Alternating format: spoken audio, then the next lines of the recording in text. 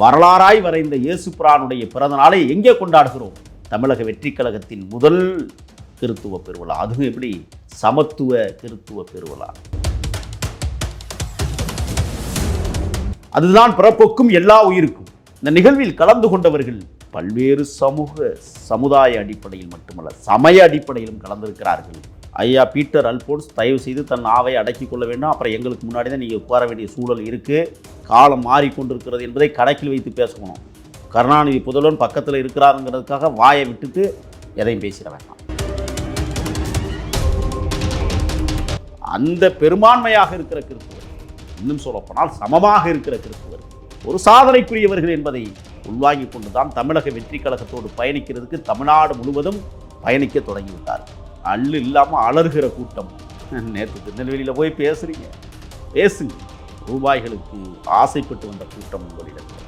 கிறிஸ்துவர்கள் என்று சொல்லக்கூடிய தமிழர்களுக்கும், இஸ்லாத்துக்கள் என்று பேசக்கூடிய தமிழர்களுக்கும் சிம்ம சொப்பனமாக, தலைவனாக இன்றைக்கு விஜய் உருவாகி இருக்கிறார் என்றால் அதுதான் தமிழின் சிறப்பு. அதுதான் பிறப்புக்கும் எல்லா உயிரும். கிறிஸ்துவ சமுதாயம் எத்தனை பர்சன்டேஜ் இருக்கோ அதில் அதில் இருக்கிற 60% பேர் விஜயை ஆதரவு பண்ணுறாங்க. அதுவே தப்பு. 60ங்கிறதே தப்பு. 93% கிறிஸ்தவர்கள் மட்டுமல்ல, இஸ்லாத்துக்களும் இன்றைக்கு தமிழக வெற்றி கழகத்தை வாழ்த்த தொடங்கியிருக்கிறார்கள். காரணம் என்ன?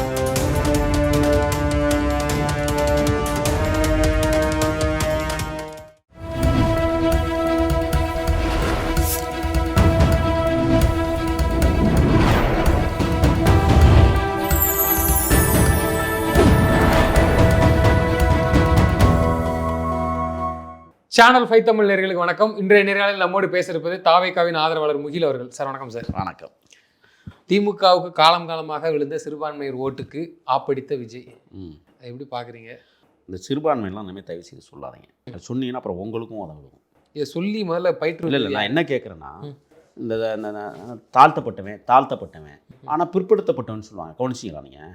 பிற்படுத்தப்பட்டவன் சொல்லுவாங்க, இங்கே தாழ்த்தப்பட்டவன். ஏன் தாழ்த்தப்படுத்தப்பட்டவன் ஏன் சொல்லலை? இப்போ நீங்கள் என்ன செய்கிறீங்கன்னா, இந்த திமுக தான், இந்த திமுக எப்போதுமே பிரித்தாளுகிற சூழ்ச்சியை தொடர்ச்சியாக செய்வதில் இது இந்த சிறுபான்மைங்கிறது ஒன்று. அந்த மக்கள் யார்? தமிழர்கள் தானே. அவங்களுக்கு என்ன சிறுபான்மை பட்டம்? ஆனால் சமத்துவ கிறிஸ்துவ சொல்லிட்டு பேரில் கொண்டாடுவாங்க.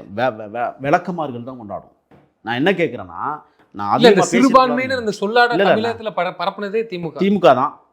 சிறுபான்மையினர், தாழ்த்தப்பட்டவர், ஆதி திராவிடர், இவங்களே பட்டம் சூட்டிவிட்டு, எல்லாத்துக்கும் பட்டம் சூட்டிட்டு சமூக நீதியை பற்றி வாய்கிலேயே பேசுகிற இயக்கங்கள். இப்போ நீங்கள் அண்மையில் பார்த்தீங்க, தூத்துக்குடிக்கு போனார். என்ன விழா கொண்டாடினாங்க?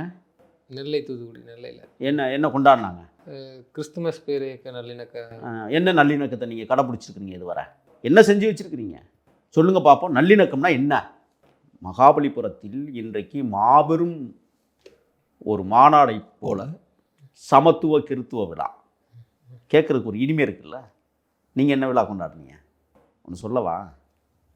தூய ஆவியின் மூலம் கன்னிமரியா கற்ப உருவாகி கருவுற்று நாசரேத்தின் இயேசு பிறந்தான்.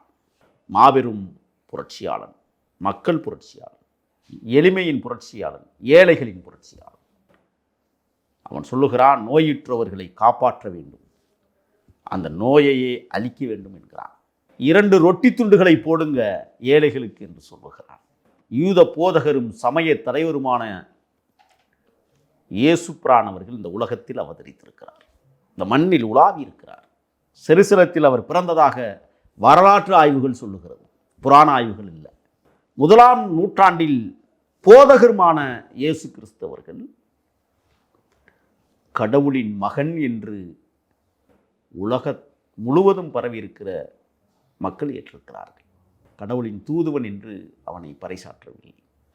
எபிரேய வேதகாமத்தில் மேசியா என்கிற பெயரோடு இயேசு கிறிஸ்து அழைக்கப்படுகிறார். 12ஆம் நூற்றாண்டில் தான் இயேசு கிறிஸ்துவனுடைய படம் வரையப்பட்டு வெளியிடப்பட்டிருக்கிறது. இரோதிய ராஜ்யத்திற்கு உட்பட்ட உரோமேனிய பேரரசனுடைய அந்த எல்லைக்குள் பிறந்த இயேசுநாதர். எருசலேம் யூதோ என்கிற இடத்தில், உரோமேனிய பேரரசு எல்லைக்குட்பட்ட இடத்தில் அவர் இந்த மண்ணிலே விதைக்கப்பட்டிருக்கிறார். அவர் சொல்லுகிறார், என்றாவது ஒரு நாள் நான் உயிரெழுந்து வருவேன் என்று பேசுகிறார். அப்படி என்றால் என்ன? வள்ளல் பெருந்தகை வள்ளலார் அவர்கள் என்ன சொல்லுகிறார்னு சொன்னால், உன் இதய கீற்றுக்குள் தீபம் ஒளிந்து கொண்டிருக்கிறது, அந்த தீபம் மிளிருமேயானால் உன்னுடைய உள்ளம் தூய்மையாக இருக்கிறது என்ற அர்த்தம். ஆகையால் கடவுள் உள்ளேதான் இருக்கிறார் என்று பறைசாற்றுவதைப் போல இயேசு கிறிஸ்து சொன்னார், நான் எப்பொழுது வேண்டுமானாலும் உயிர் தருவேன். அது எந்த ரூபத்தில், அது ஒளி தீபமாக கூட இருக்கலாம் என்று கிட்டத்தட்ட கிமு 3-4 நூற்றாண்டுகளில் பிறந்த இயேசு பிரான் அவர்கள் வள்ளலால் பிறந்த பல 1000 ஆண்டுகளுக்கு முன்பு போதித்திருக்கிறார் உலகத்தில். இன்னும் சொல்கிறேன், சிலுவையில் அறையப்பட்ட யூத இனத்தைச் சேர்ந்த இயேசுநாதர், அவன் பிறந்த நாளை இன்றைக்கு உலகம் முழுவதும் பிரகாசமாக கொண்டாடுகிறது. ஒருத்தன் கேட்டான், ஏன் நீங்கள் தீபாவளி கொண்டாடுறது? புராணங்களின் இதிகாசங்களின்படி இருக்கிற கற்பனை ஓவியங்களுக்கு எங்களால் வரைகோடு வரைய முடியாது. நரகாசுரன் என்கிற ஒரு மாபெரும் மாவீரனை ஒழித்து கட்டியதாக கொன்றதற்காக ஒருவேளை ஆரிய கூட்டம் எடுக்கிறது என்றால் யார் அந்த நரகாசுரன்? அவன்தான் ராவணன். என் தமிழ் மூதாதையன், புராண இதிகாசங்களின்படி சொல்லுகிறேன். என் இனத்தின் மூத்தவன், முப்பாட்டனுக்கு முப்பாட்டன். அவன் இறந்ததை நாங்களே தமிழர்களே துக்ககரமாக கொண்டாடுவது மட்டுமல்ல, வெற்றிகரமாக கொண்டாடுவதைத்தான் நாங்கள் வெறுக்கிறோம். ஆக உலகத்தில் புராணங்கள் ஒரு பக்கமும் வரலாறு ஒரு பக்கமும் வரைந்து கொண்டிருக்கிற இந்த காலகட்டத்தில் வரலாறாய் வரைந்த இயேசு பிரானுடைய பிறந்த நாளை எங்கே கொண்டாடுகிறோம்? தமிழக வெற்றி கழகத்தின் முதல் கிறித்துவ பெருவிழா, அதுவும் எப்படி சமத்துவ கிறித்துவ பெருவிழா. இந்த தத்துவங்களை உள்ளடக்கிய மாமனிதன் தலைவர் விஜய் அவர்கள். நாசரேத் கலிலியோ என்கிற இடத்தில் பிறந்த இயேசு பிரான் அவர்கள் செருசலேம் என்கிற ஊரை போதனை, கடவுளின் ராஜ்யம், அன்பு, இரக்கம் என்று இல்லாதவர்களுக்கு போதித்த இறை தூதராக மட்டுமல்ல இறைவனாகவும் இருந்தார். இயேசு என்பது நம்மளுக்கு கிட்டத்தட்ட எல்லா நூல்களும் பறைசாற்றி சொல்லுகிறது. இப்போ 12 சீடர்களை அவர் நியமித்து பண்பட்ட மக்களை பண்படுத்துவதற்காக, புண்படுத்திய மக்களுக்கு பண்படுத்துவதற்காக உருவாக்கப்பட்ட 4 எப்படி ரிக்கியஜூர், வேதம், அதர்வனம் போன்ற இந்த வேலை திட்டங்கள் இருக்கிறது. அதை போல இயேசு காலத்திலும் ஒரு 4 வகையான மத்தேயு, மார்க், லூக்கா, யோவான் போன்ற புனித அந்த நூல்களில் இயேசு கிறிஸ்து எவ்வாறெல்லாம் இந்த மனித சமூகத்திற்கு ஆற்றிய தொன்றுகளும் புரட்சிகளும் மகத்தானவை என்பதை பௌத்தத்தை போல பறைசாற்றுகிறோம். இன்றைக்கு அந்த இயேசு கிறிஸ்துனுடைய பிறந்த நாளை எங்கே கொண்டாடுகிறோம் என்பதுதான் மிக முக்கியம். பல்லவ மன்னவர்களின் 7ஆம் கிபி 8ஆம் நூற்றாண்டுகளில் வாழ்ந்த நரசிம்மவர்மனும் இயற்கை துறைமுகம் கொண்ட பேராற்றல் மிகுந்த பெரும் படை வீரன் குடைவரை கோவிலையும் ஒற்றைக்கல் ரதத்தையும் புடைப்பு சிற்பங்களையும் உயிரோவியமாய் செதுக்கிய பல்லவ மன்னர்களின் தலைநகரமாம் நரசிம்மனுக்கு இன்னொரு பெயர் இருக்கு, மாமல்லன். அந்த மாமல்லபுரத்தில் சமத்துவத்தை பேதுவதற்காக இயேசுவை மகாபலிபுரத்திற்கு அழைத்திருக்கிறார்கள் என்றால் அதுதான் மனிதநேயம், அதுதான் பிறப்போக்கும் எல்லா உயிருக்கும். இந்த நிகழ்வில் கலந்து கொண்டவர்கள் பல்வேறு சமுதாய அடிப்படையில் மட்டுமல்ல சமய அடிப்படையிலும் கலந்திருக்கிறார்கள்.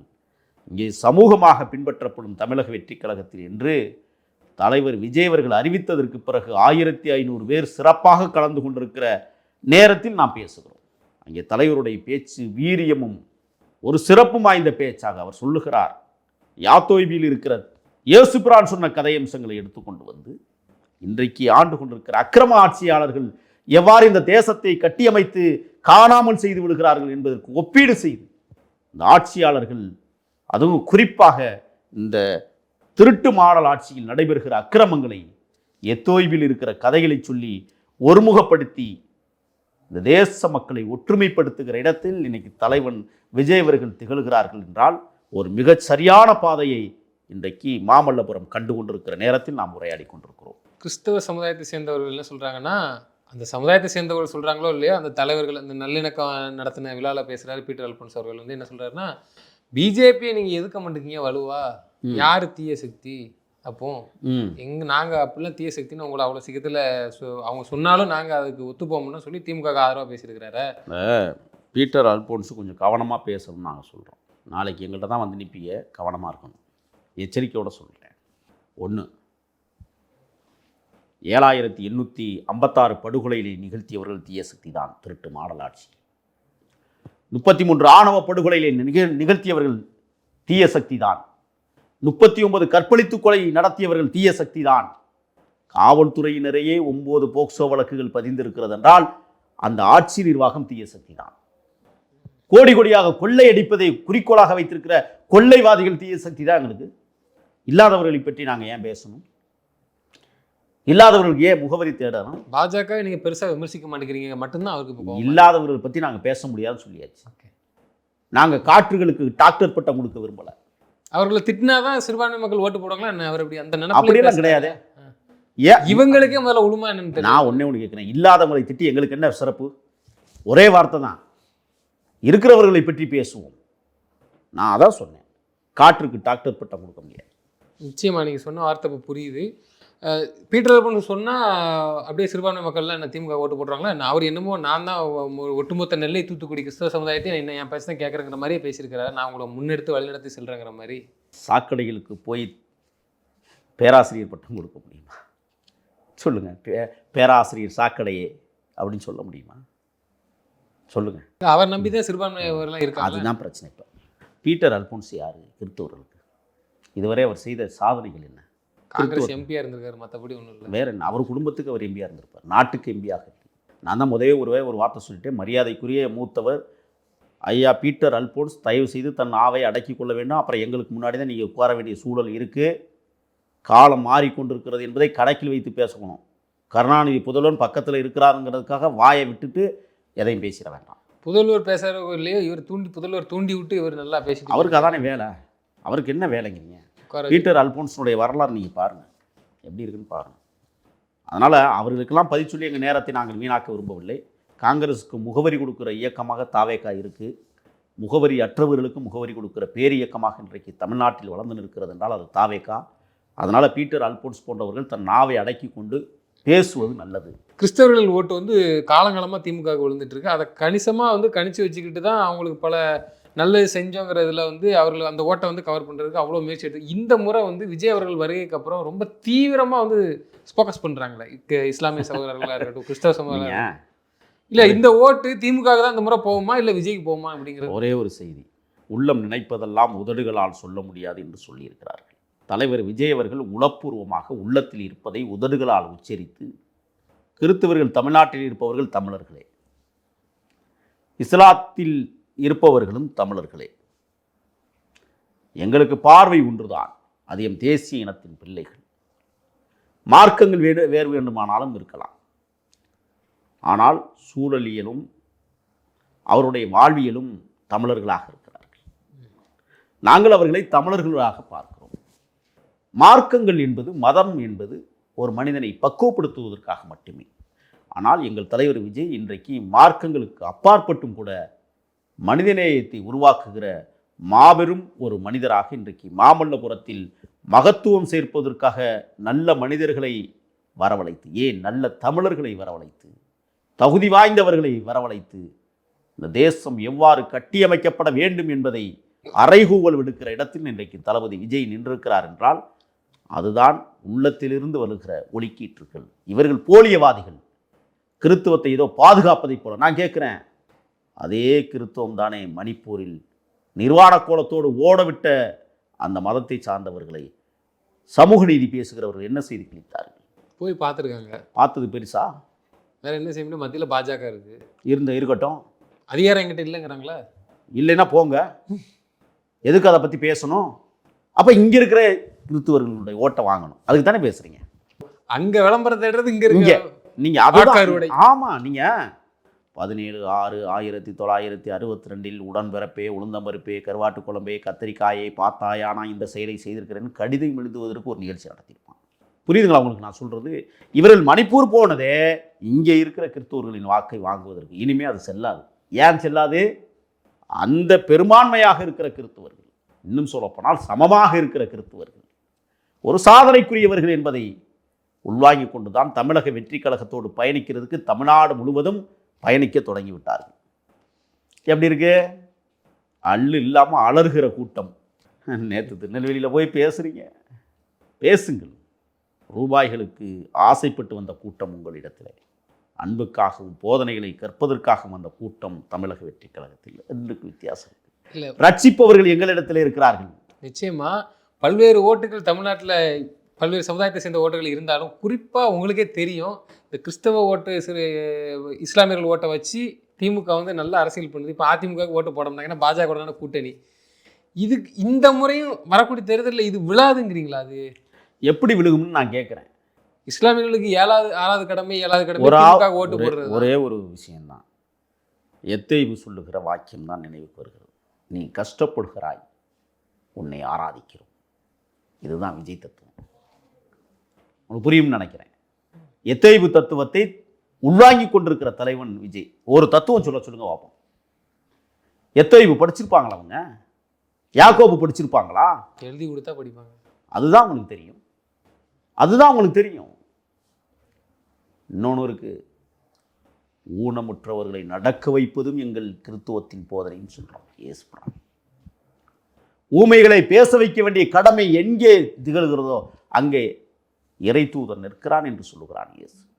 அந்த இடத்தில் தமிழக வெற்றி கழகம் நிற்பதால் தகுதி வாய்ந்த இயக்கம் இன்றைக்கு கிறித்துவர்கள் என்று சொல்லக்கூடிய தமிழர்களுக்கும் இஸ்லாத்துக்கள் என்று பேசக்கூடிய தமிழர்களுக்கும் சிம்ம சொப்பனமாக தலைவனாக இன்றைக்கு விஜய் உருவாகி இருக்கிறார் என்றால் அதுதான் தமிழின் சிறப்பு. அதுதான் பிறப்புக்கும் எல்லாவும் இருக்கும். அதுதான் யாதும் ஊரே யாவரும் கேளீர் என்று கனியன் சொன்ன தத்துவம். வரலாறு மிகப்பெரிய மாற்றம் வரப்போதா? இப்போ இத்தனை காலமாக 50 ஆண்டு காலமாக கிறிஸ்தவர்கள் பெரும்பான்மை திமுக ஓட்டுப்பட்டது முறையாக அப்படியே ஆப்பனண்டா மாறுது. செருசலேத்தையும் மாமல்லபுரத்தையும் இணைத்த தலைவன் விஜய்.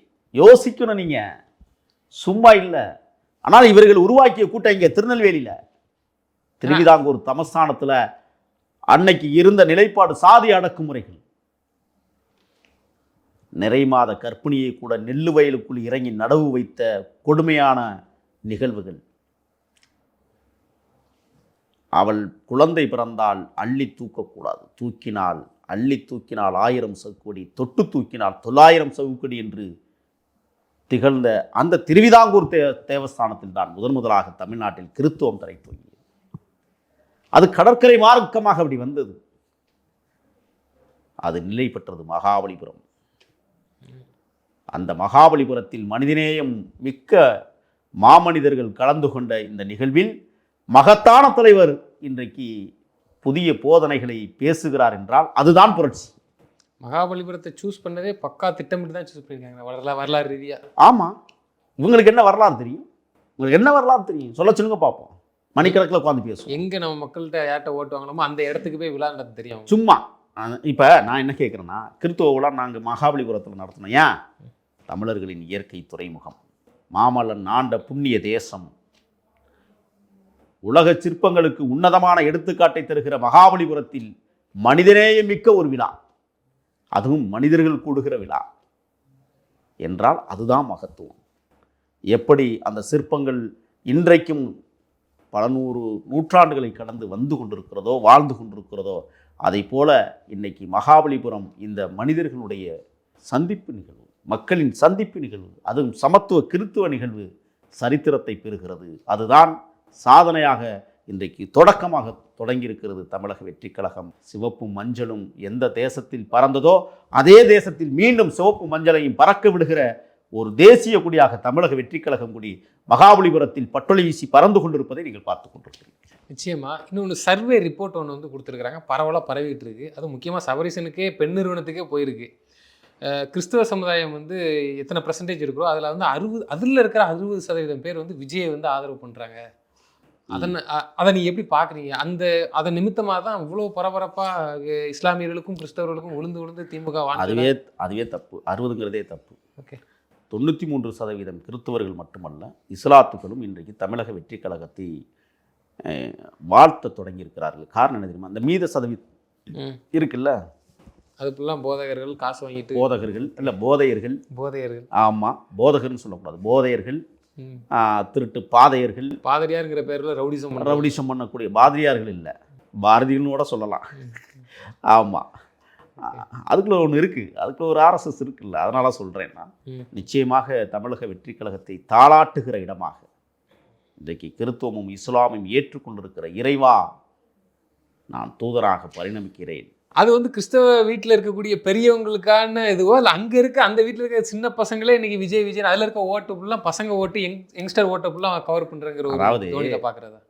பெரியவர்கள் சிறுவர்களை தூண்டுகிறார்கள். தமிழக வெற்றி கழகத்துக்கு போ, அது சாட்சியனால கூற முடியும். பெரியவர்களா சிறியவர்கள் பெரியவர்களை தூண்டுறாங்களே? அல்ல, அதுவும் நடக்குது. பெரியவர்களை இங்கே வா, சின்ன வயசுல கெட்டு குட்டிச்சரா போகாது, அதுக்கு இதுக்குமா போய் தமிழக வெற்றி கழகத்துக்கு போ, அதுதான் உனக்கு சரியா இருக்கும் என்று பெரியவர்களே ஆலோசனை சொல்லக்கூடிய இடத்தில் ஒரு அரசியல் வியூகத்தை கட்டியமைத்துக் கொண்டிருக்கிற பேர் இயக்கமாக தமிழக வெற்றி கழகம் தமிழ்நாட்டில் பவனி வர தொடங்கி இருக்கிறது என்றால் அதுதான் தமிழக வெற்றி கழகத்தினுடைய மிகப்பெரிய வெற்றி. பாருங்க, சின்ன பிள்ளை பாட்டிலுக்கு 10 ரூபாய், பாட்டிலுக்கு 10 ரூபான்னு பாட்டை போட்டுக்கிட்டு ஆடுகிற சிறிய குழந்தைக்கு இதயத்திலும் எங்கள் தலைவர் விஜய் புகுந்திருக்கிறார் என்றால் அந்த அரசியல் தெளிவு வந்து இதுக்கு முன்னாடி வந்த தலைவர்கள் எத்தனையோ பேர் தமிழ் தேசியம் பேசக்கூடிய தலைவராகட்டும், திமுக எல்லாரும் பேசி இந்த அளவுக்கு சிறுவர்கள் மனசை டச் பண்ணாத திரு விஜய் அவர்கள் நடிப்புங்கிற ஒரு பிம்பத்தை மட்டுமே வச்சு டச் பண்ணிட்டாரு, அவ்வளோத்தையும் கரெக்ட் பண்ணிட்டாரு. இன்னைக்கு அந்த நீங்கள் சொன்ன மாதிரி பாட்டலுக்கு 10 ரூபா அந்த பிள்ளை ஆடுனா இதுக்கு முன்னாடி எந்த தலைவரும் ஆடினது இல்லைல்ல. அதுக்கு தான் நான் ஆரம்பத்தில் சொன்னேன், உள்ளம் நினைப்பதெல்லாம் உதறுகளால் சொல்ல முடியாது என்று. ஏன் சொன்னோன்னா, தலைவர் அவர்கள் உள்ளத்தில் நினைப்பதை உதறுகளால் ஒரு வார்த்தை சொல்லுகிறார் என்றால் அதுதான் தமிழ்நாட்டினுடைய வேத சொற்களாக. ஆனால் அது சினிமா போகம் மட்டுங்கிறது மட்டும் அதெல்லாம் கிடையவே கிடையாது. இவங்க அப்படி தானே சொல்கிறாங்க. அவங்க நான் என்ன சொல்கிறேன்னா, இப்போ எல்லா கட்சியிலையும் தானே சினிமாவில் இருக்கிறவங்க. ஸ்டாலின் நடிக்கலையா திரைப்படத்தில்? உதயநிதி நடிக்கலையா? உங்களுடைய சொல்லலாம் வேத சொல்லா மாறலையே. புரட்சித் தலைவர் எம்ஜிஆருக்கு பிறகு இன்றைக்கு தமிழக வெற்றி கழகத்தின் தலைவர் அண்ணன் விஜய் சொல்லு இன்னைக்கு மந்திர சொல்லு மட்டுமல்ல, தங்க சொற்கள். தமிழகத்தில் பவனி வருகிறது என்றால் அவர் உதிர்க்கிற ஒவ்வொரு வார்த்தையும் உன்னிப்பாக கவனிக்கப்படுகிறது என்றார். எப்பொழுது விஜய் வாய் திறப்பார் என்று எதிராளிகளும் கண்காணித்துக் கொண்டிருக்கிறார்கள். எதிராளிகளை விட குழந்தைகள் குதூகலித்து பார்க்கிறார்கள். ஒரு குழந்தையை நான் பார்த்தேன், தொலைக்காட்சியில் தலைவர் பேசுகிறாரு, சிவப்பு மஞ்சள் துண்டை அப்படி தூக்கி வீசுகிற போது இந்த குழந்தை போய் கையேந்ததுங்க. தொலைக்காட்சியில் வீசுகிற துண்டை குழந்தை தன் கையில் ஏந்த துடிக்கிறது என்றால் அதுதான் தமிழக வெற்றி கழகத்தின் வெற்றி. இது சாதாரணமாக இல்லை, ஒரு புதிய யுகம் இந்த தேசத்தில் இப்பொழுது பிறக்கிறது என்றால் ஒரு நூற்றாண்டுக்கு மேல் தமிழக வெற்றி கழகத்தை எவனாலும் அசைக்க முடியாது என்கிற தத்துவ வரிகள் இன்றைக்கு எழுதப்பட்டு கொண்டிருக்கிறது. அதுக்கு தான் குழந்தை ஆடுது. திமுக கூட்டத்தில் மோதிரத்தை காணும், அதை காணும், காலை நியூஸ் பிடிச்சிங்களா? அப்படி எல்லாமே காணாமல் போகும், பர்ஸு காணாம, எல்லாமே காணாமல் போகும். அது திருடர்கள் முன்னேற்ற கழகம் தானே. நீங்கள் திராவிட முன்னேற்ற கழகம்லாம் கிடையாது, திருடர்கள் முன்னேற்ற கழகம். நீங்கள் சொல்கிறத பார்த்தா ஆள் வச்சு இவங்களே எடுத்துருப்பாங்கன்னு சொல்கிறீங்க. எது நீங்கள் சொல்கிறத பார்த்தா ஆள் வச்சு திமுக எடுத்து எல்லாமே செய்வான். குடிக்கிறது தானே வேலை. காசு இல்லைன்னா குடிக்கணும்னா அவன் காசு இல்லை, எங்கே போவான்? காசு இருக்கிறவன்ட்டு ஆட்டையை போடுவான். வேற என்ன வேணா சொல்கிறிய? நான் தான் சொல்கிறேனே, குடிகாரர்கள் மாநாடு நடத்துகிறதும் அவங்க தான், திருடர்கள் மாநாடு நடத்துகிறதும் அவங்க தான். இன்னும் கூடுதலாக சொல்லவா, முதியவர்கள் மாநாடு நடத்தக்கூடிய தகுதியும் அவர்களுக்கு தான் உண்டு. நாங்கள் சிறுவர்கள் மாநாடையே நடத்துகிற தகுதி மட்டுமில்லை, குழந்தைகள் மாநாடையே நாங்கள் நடத்துகிறோம். வசூல் மாநாடு அது நடக்கும். அன்னைக்கே வசூல் பண்ண மாநாடெல்லாம் நடந்துச்சு. எங்கள் தலைவர்கிட்ட கூட நான் பேசணும்னு நினைக்கிறேன், குழந்தைகள் மாநாடு ஒரு தடவை நடத்துங்க, குழந்தைகளை வராதீங்கன்னு நீங்கள் சொல்லிக்கிட்டே இருக்கிறீங்க. எல்லா குழந்தைகளும் உங்களை பார்ப்பதற்கு பரிதவித்துக் கொண்டிருக்கிற நேரத்தில் குழந்தைகள் மாநாடு ஒன்றை நடத்துங்கள். தாயிடம் தன் மார்பில் பால் குடித்து ருசித்து குடித்து கொண்டிருக்கிற போதே அந்த பிள்ளை பாட்டிலுக்கு 10 ரூபாய்ன்னு சொல்லி பாடுகிற குழந்தைகள் இன்றைக்கு பைந்தமிழர் நாட்டில் பரவி கிடக்கிறது என்றால் குழந்தைகள் மாநாடை நடத்த வேண்டும். நிச்சயமா சார். தொடர்ந்து தங்கள் கருத்துக்களை பகிர்ந்தமைக்கு நன்றி. நன்றி.